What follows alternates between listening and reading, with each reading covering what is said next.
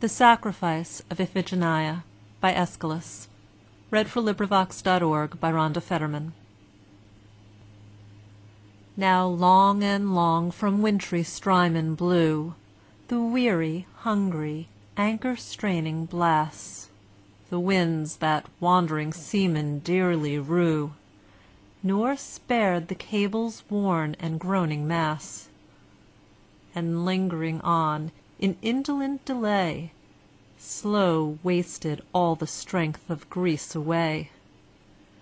But when the shrill–voiced prophet 'gan proclaim That remedy more dismal and more dread Than the drear weather blackening overhead, And spoke in Artemis' most awful name, The sons of Atreus, 'mid their armed peers, Their sceptres dashed to earth, and each broke out in tears.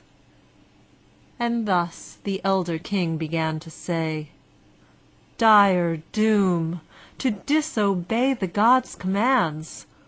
More dire, my child, mine house's pride to slay, Dabbling in virgin blood a father's hands! Alas, alas! which way to fly? As base deserter quit the host, The pride and strength of our great league all lost? Should I the storm–appeasing right deny, Will not their wrathfullest wrath rage up and swell, Exact the virgin's blood? O would 'twere o'er and well!" So 'neath necessity's stern yoke he passed, And his lost soul with impious impulse veering, Surrendered to the accursed unholy blast, Warped to the dire extreme of human daring. The frenzy of affliction still maddens, dire counsellor, man's soul to ill. So he endured to be the priest, In that child–slaughtering rite unblest, The first full offering of that host In fatal war for a bad woman lost. The prayers, the mute appeal to her hard sire, Her youth, her virgin beauty, Naught heeded they, the chiefs for war on fire.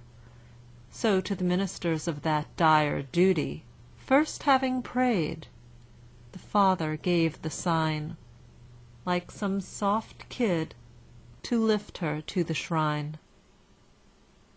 There lay she prone, her graceful garments round her thrown, But first her beauteous mouth around Their violent bonds they wound, With their rude inarticulate might, Lest her dread curse the fatal house should smite.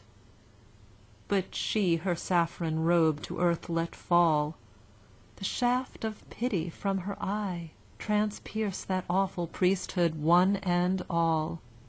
Lovely as in a picture stood she by, As she would speak. Thus at her father's feasts, The virgin 'mid the revelling guests Was wont with her chaste voice to supplicate For her dear father an auspicious fate. I saw no more, to speak more is not mine, Not unfulfilled was Calchas' lore divine. Eternal justice still will bring Wisdom out of suffering, So to the fond desire farewell, The inevitable future to foretell. 'Tis but our woe to antedate, Joint knit with joint, expands the full–formed fate. Yet at the end of these dark days May prospering weal return at length. Thus in his spirit prays He of the Apian land, the sole remaining strength. End of poem. This recording is in the public domain.